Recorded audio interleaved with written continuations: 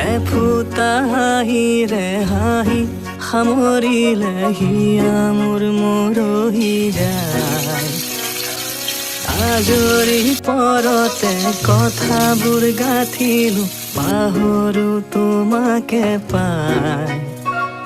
মৰম কি এনেকুৱাই, মৰম কি এনেকুৱাই, মৰম কি এনেকুৱাই, মৰম কি এনেকুৱাই।